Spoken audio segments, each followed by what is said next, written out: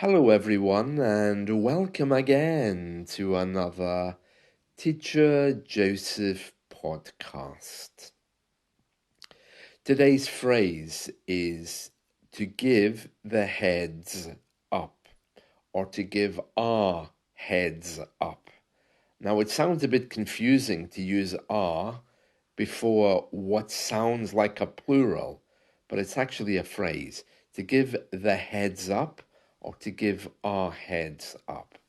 And it means to give you information informally. Now, this is used in business a lot, okay, when information which is not so important is being passed to you. Okay, it can also be used with a group of friends who are sharing information, but it's usually always in a group setting. Let me give you some examples. So, the boss arrives at work and she says, "Good morning, everyone. Just to give you a quick heads up, I'm not in the office tomorrow." Your teammate arrives at work and he says, "A quick heads up for you all. The boss is downstairs. I've seen him. So just a quick heads up, we better behave, be careful of what you say, because he likes it when we're all at our desks and working." A group of friends are out at the pub and one of them says, "Everyone, I just need to give you a quick heads up. I won't actually be here next week or the week after because I'm going on holiday." And your colleague wanders over to your desk and quietly says in your ear, "Listen, just to give you a heads up, I heard that somebody's been complaining about the team, so we better keep our heads down and out of sight for a few days." To give the heads up or to give our heads up, you can use the or our, it doesn't make any difference. Okay? A quick heads up, to give the heads up, to give our heads up is when information is being passed. Now, I want to give you a quick heads up today on this podcast, just to let you know that there'll be some slight changes to this podcast feed. I don't know where you're listening to it. It's on most platforms.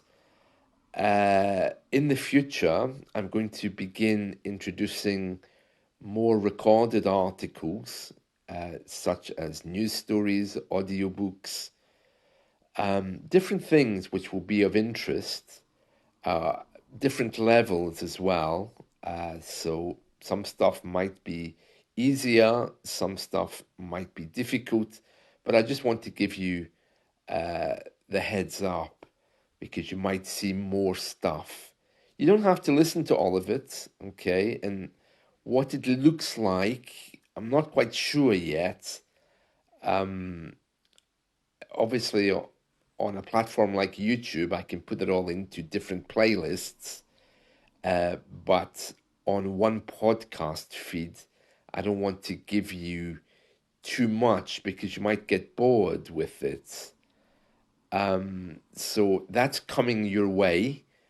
So you'll see some different stuff being uploaded, which isn't going to begin with the usual "Welcome again to another Teacher Joseph podcast."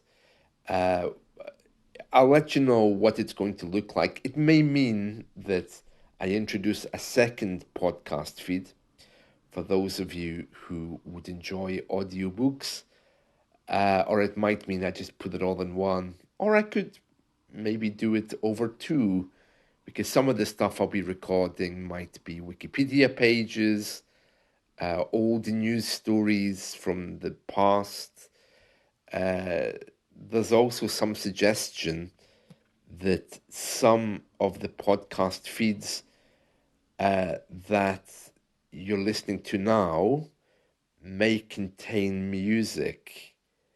All right, so I'll let you know.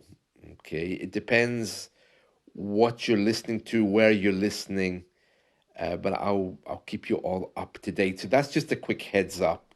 Some changes are coming because I want to push you forward a little bit with your English, but don't worry, I'll still be here with really trashy news in the morning and giving you phrases like heads up.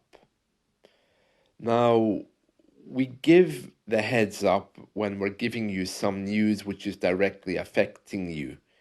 So it would not be appropriate to say, oh, just to give you a quick heads up about a news headline, unless that news headline directly affects you. So if there was a news headline in the paper saying, all Skype English teachers will be shot at dawn by the local police, then of course I'd be giving you the heads up that I'll quickly be leaving the country. But with general news stories, which are just there to inform you of things which don't affect you, then we can't use the phrase to give you the heads up. So, for example, today is the 1st of May, and many countries around the world are celebrating May Day. Now, it would be wrong to say, just to give you the heads up, today is May Day, because it doesn't affect any of us. It's just a holiday, and a nice holiday.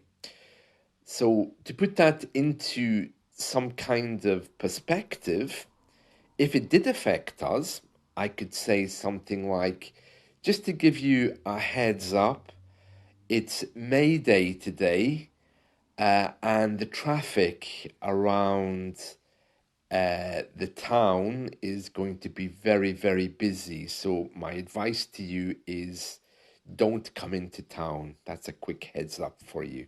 So you can hear the difference there. Something which directly affects you, we can give you the heads up about. All right. So that's the heads up. Yeah, today is May Day, but I just want to let you know that we don't celebrate that today here in the UK. All of our public holidays are always moved to the following Monday. So any holiday which lands during the week is moved to the next Monday to give us a long weekend. So today here in the UK, it's business as usual, and we celebrate May Day on Monday.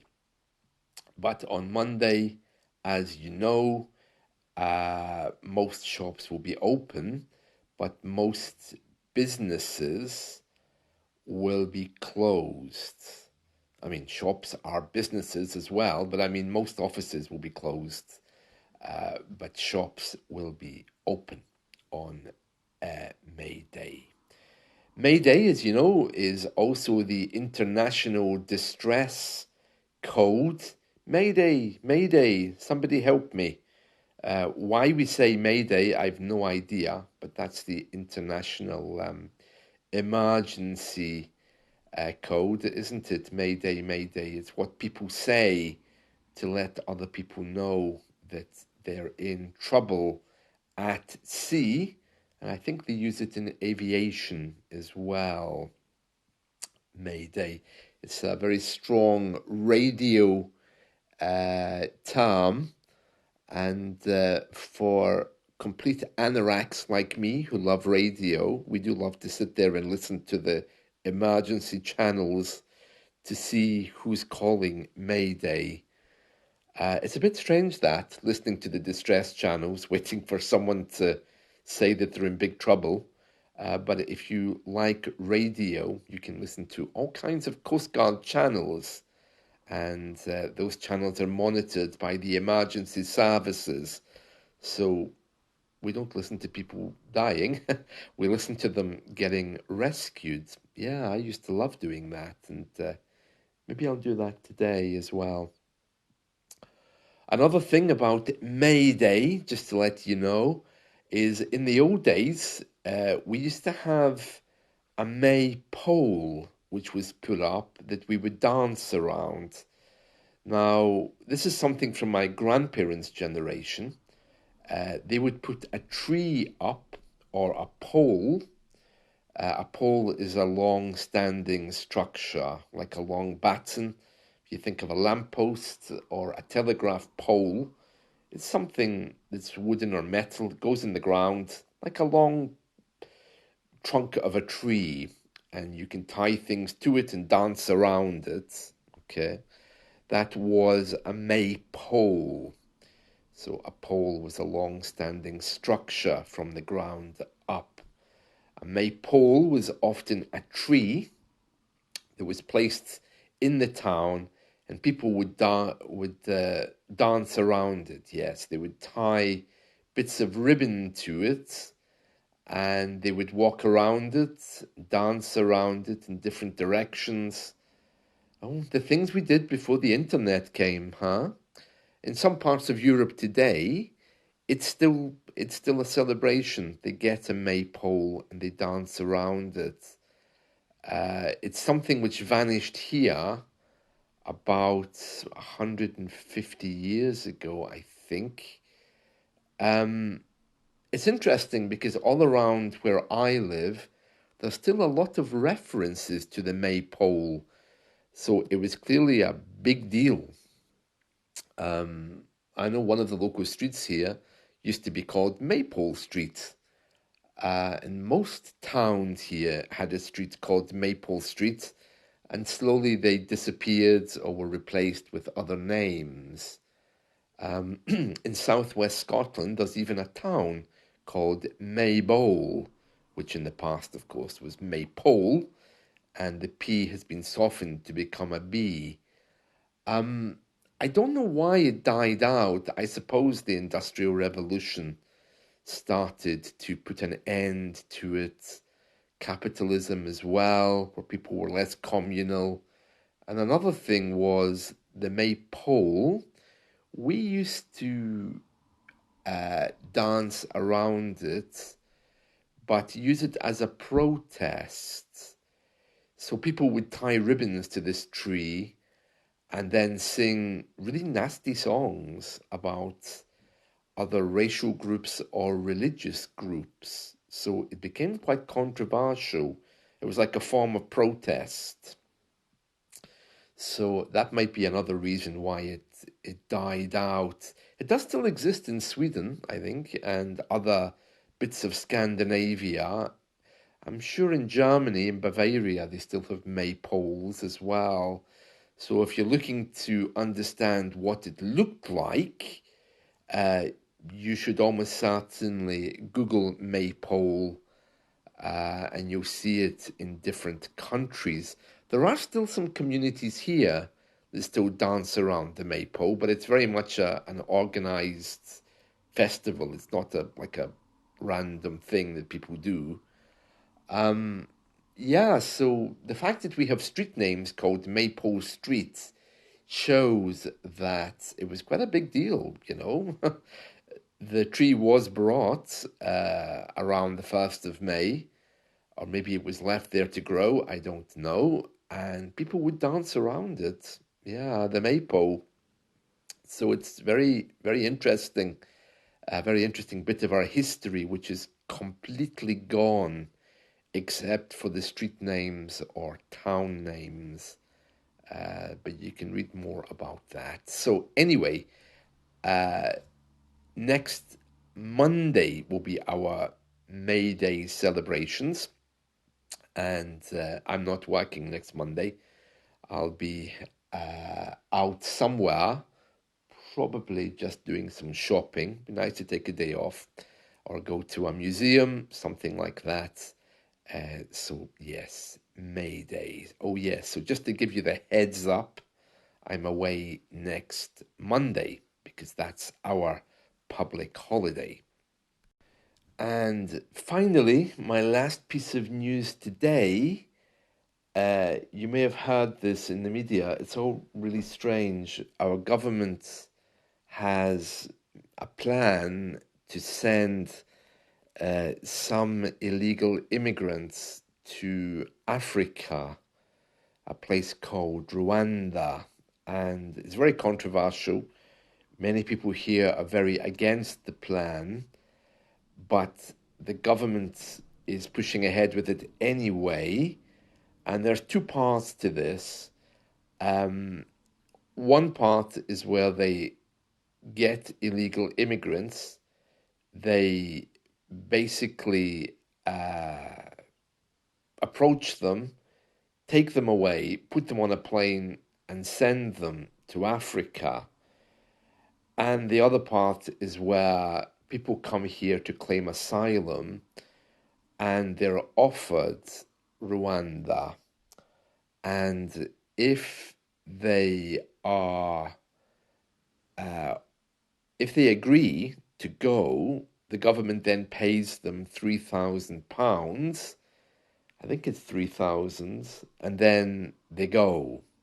Okay, so perhaps the second bit isn't as controversial as the first bit, because if they're going through choice, that's not quite so bad. But the first part, where the government come and collect you, put you on a plane and send you there, whether you want to go or not, is incredibly controversial.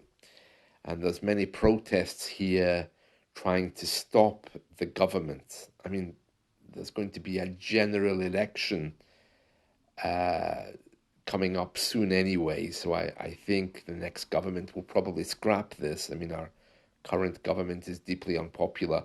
So I don't know how long this will be going on for, but the first Rwanda immigrant was sent away to Rwanda yesterday. Now, this is someone who was paid to go. So the government basically said, okay, you're an immigrant. You arrived here to claim asylum. If you go to Rwanda, we'll give you £3,000. And they agreed, and they've gone. They went yesterday. And the government were very anxious to do that, to show people that it's beginning to control immigration. But they actually paid the person to go, so that's a little bit strange. But the other part of this, where they come and collect you and just send you there, that's due to happen in the next 2 or 3 weeks. But there probably will be another court case to stop it. I mean, the government had people on a plane, I think, last year, and one of the church groups, I think, here started a court case to halt it immediately, and the flight had to be cancelled at the last moment. So this keeps happening. The government is determined to remove people, but people here are saying, please don't do this. And of course, immigrants who know that they are due to go, and it's only single men at this point, they're disappearing. So we have many immigrants who've just vanished in the UK now. Nobody knows where they are. Some of them fled to Ireland, and Ireland was very unhappy about this. It's saying that 80% of people who are claiming asylum came from the UK because they're afraid that they're going to be deported to Rwanda. And this is very controversial for Ireland, and they've just passed a law to say, okay, if we get immigrants like this, then we're going to send them back to the UK. And the UK is saying, well, don't send them back here. If an immigrant has left here, they're not welcome to come back, so you can keep them. So this has become a big political issue between us and Ireland as well. Remember, there's no border between Northern Ireland, which is British, and Southern Ireland, which is part of the EU. So that's a kind of a big deal as well. So it's really heartbreaking to think that someone here who wants to live in Britain, who's an illegal immigrant, is running to Ireland to stop our government deporting them to Africa. I mean, it just sounds horrific, doesn't it? Well, anyway, that's all the news for today. So I hope that you've enjoyed this. Let's talk again soon. See you. Bye.